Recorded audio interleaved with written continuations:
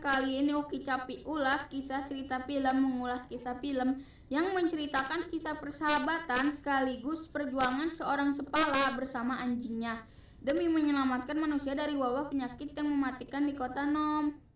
Film Togo diangkat dari sebuah kisah nyata yang terjadi di kota kecil Nom, Alaska tahun 1925. Kota itu terkena wabah yang mematikan, yaitu penyakit difteri, terutama menyerang anak-anak. Dan bukan berarti penyakit tersebut tidak ada obatnya. Akan tetapi keadaan cuaca musim salju yang dingin yang menjadi halangan untuk serum obat ini sampai ke Nom. Memahami kendaraan apapun gak bisa masuk ke kota kecil tersebut, termasuk juga pesawat dan sebagainya. Tim medis meminta bantuan untuk mengambil persediaan serum di kota terdekat, yaitu Nenana. Karena pada saat itu cuaca buruk dengan angin kencang dan cuaca dingin. Orang-orang Nom menyadari bahwa hanya kereta luncur yang ditarik oleh anjing yang dapat membawa serum obat ke kota mereka, meskipun harus menembus badai dingin. Oki Capi, let's go! Kita tengok dulu ke masa kecil Togo sebelum dia bersama Abah Sepala memulai perjalanan paling mematikan di kehidupan mereka.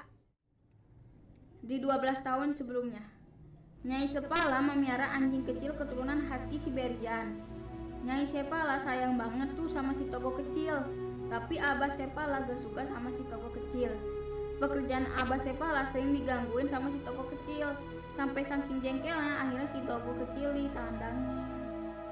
Ngerasa diri gak diajakin latihan sama Abah Sepala, Togo kecil lalu cari cara untuk bisa keluar dari karangkeng. Gali di sana, gali di sini, kayak tikus, lalu berhasil kabur dari kandang.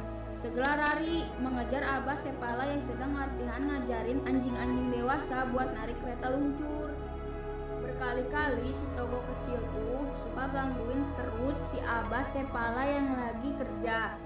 Selalu saja terjadi pertengkaran antara Nyai Sepala dan Abah Sepala. Kemudian Abah Sepala segera membawa si Togo kecil untuk mengurungnya di dalam gudang, lalu mengunci dari luar.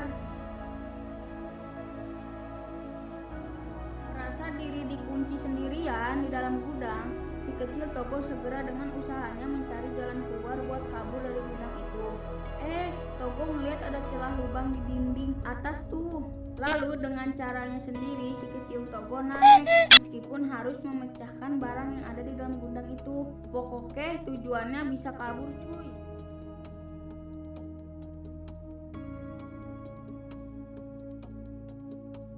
Abah Sepala akhirnya berusaha menjauhkan si Togo kecil dengan memberikan si Togo ke seorang temannya. Dan ini membuat Nyai Sepala sedih. Tapi setelah beberapa jam kemudian temannya menggalikan si Togo kecil. Temannya si Abah bilang, nih guguk gak ada gunanya, jadi dipulangin lagi nih. Karuan aja Nyai Sepala girang banget. Dasar si kecil Togo yang selalu pengen jadi perhatian Abah Sepala dan selalu pengen ikut latihan. Lalu untuk kedua kalinya Abah Sepala menjauhkan si Togo dengan memberikannya ke seorang temannya yang di luar desa tempat mereka tinggal. Ya, namanya bukan Togo yang cerdik. Begitu menemukan celah buat kabur,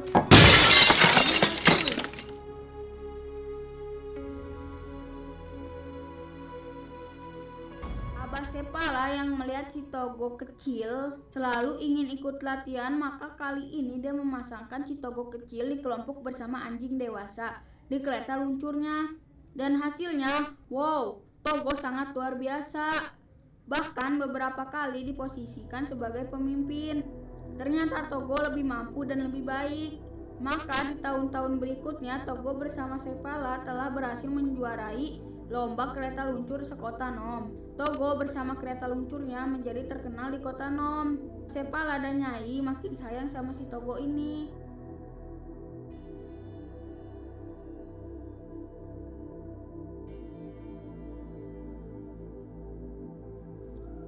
Perjalanan mengemban tugas yang mematikan membawa serum obat demi menyelamatkan warga Nom yang terkena wabah difteri. Abah Sepala bersama Togo.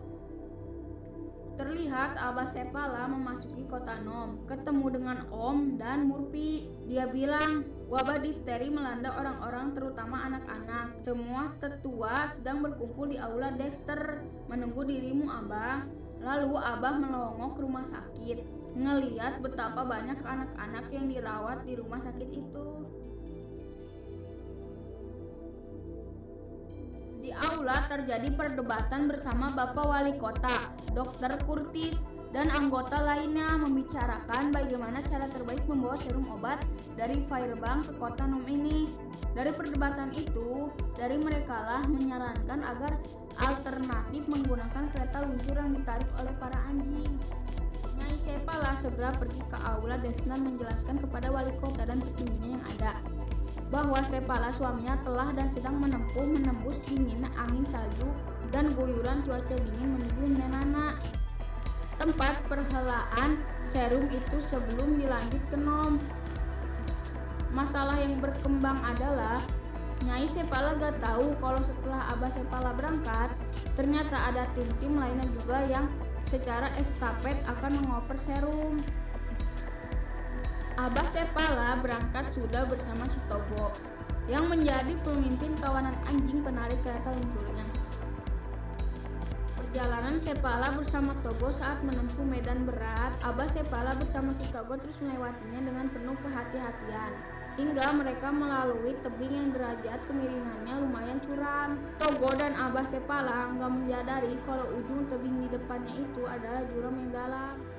Abah Sepala begitu sadar melihat di depannya adalah tebing jurang, segera dengan cepatnya menghentikan laju kereta luncurnya sampai badannya terpental. Dan juga Togo langsung berhenti tepat di pinggir jurang. Detik-detik menegangkan. Abah yang bertahan pada patok yang dia tancapkan di tebing supaya nggak jatuh ke jurang, memerintahkan si Togo untuk segera menariknya naik ke atas tebing. Togo bereaksi, perlahan-lahan naik bersama kawanan anjing lainnya. Dia terus berusaha naik meskipun dia terluka di kaki depannya.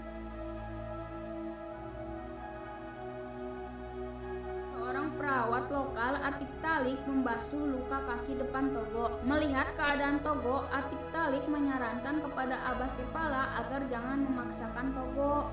Mengingat misi yang harus menjemput serum obat, Abah Sepala kemudian melanjutkan perjalanan lagi. Om Henry dari tim lain sudah mendapatkan serum dan dalam perjalanan ke pos, di mana nantinya akan dijemput agar obat serum itu diantar ke Nom. Untung Om Henry ketemu Abah Sepala saat berpapasan di jalan. Demi mempersingkat jarak tempuh serta waktu, daripada harus berputar jauh, Abah Sepala mengambil keputusan untuk pulang ke Nom dengan menempuh jalur yang sama dengan rute pertama, yaitu nekat dengan segala resiko, melintas dari Norton Sound, wilayah daratan es beku yang merupakan perairan yang merupakan cekungan menjorok ke daratan. Lagi pula lawan pecah. Abah Sepala bersama Togo yang memimpin kawanan anjing melintas wilayah mematikan Norton Sound. Perubahan cuaca telah terjadi dan membuat daratan es Norton Sound mulai retak-retak. Terpaan angin dingin terus menghantam pengendara kereta luncur. Abah Sepala bersama Togo yang tengah berjuang melintasi daratan es beku yang kerap pecah di sana sini. Keberuntungan berpihak di Abah Sepala bersama Togo. Abah Sepala dan Togo tiba di pos di mana perawat Atik Talik kembali merawat luka di si Togo. Dia bilang Togo sudah sangat lelah, yang di luar batas. Togo sedang sekarat. Abah Sepala yang memiliki beban tanggung jawab membawa serum demi nyawa kesembuhan untuk warga Nom, sama halnya dengan Togo seperti memiliki semangat juang yang tidak mau mengecewakan majikannya. Abah Sepala melanjuti perjalanannya yang tinggal selangkah lagi ke Nom, dan rute saat pertama dilalui kembali ditempuh. Badannya cuaca angin salju lebih parah. Maka saat terpaan badai angin salju yang membatasi jarak pandang, Abah menyerah pada keadaan. Abah Sepala mengandalkan insting herois kepada si Togo untuk memimpin jalan pulang.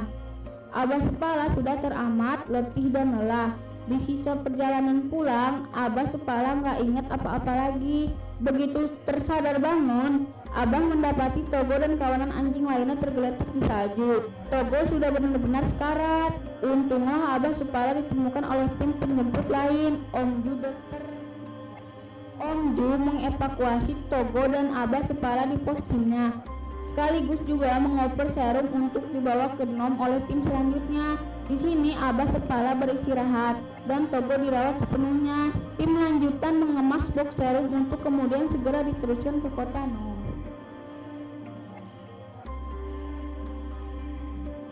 Kereta luncur Om Gunar Kaseng bersama anjingnya Fox dan Balto masuk ke Nom membawa serum dan diterima langsung oleh Dokter Kurtis. Togo terus mengalami perawatan dan sampai tidur pun bersama sang majikan Abah Sepala sampai dirasakan Togo kembali pulih.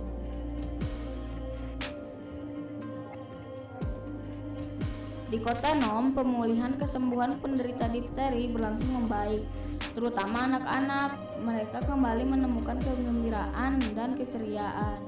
Abah Sepala kembali ke rumahnya dengan menempuh berjalan kaki, dan sesampainya di rumah, Togo beristirahat di ranjang. Ucapan terima kasih silih bergantian berdatangan kepada Abah Sepala dan Togo karena mereka mengerti kondisi yang sebenarnya tentang siapa yang berjuang dengan heroik mematahkan rantai kematian anak-anak penderita difteri di kota Nom.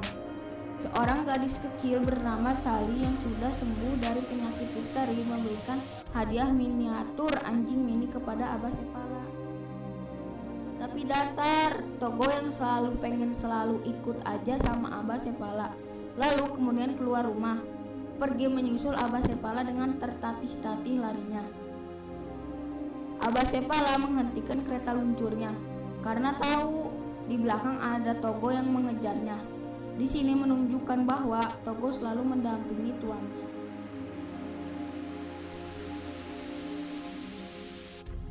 Nah, jadi teman-teman, guys, yang benar-benar menyimak film ini pasti akan memahami kalau patung anjing yang dibuat di New York Central Park yang berjasa pada peristiwa Serum Run tahun 1925 itu harusnya bukan Balto.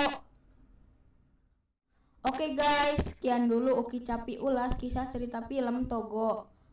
Terima kasih atas waktunya udah menonton video pendek aku ini. Sampai ketemu di video selanjutnya. See you.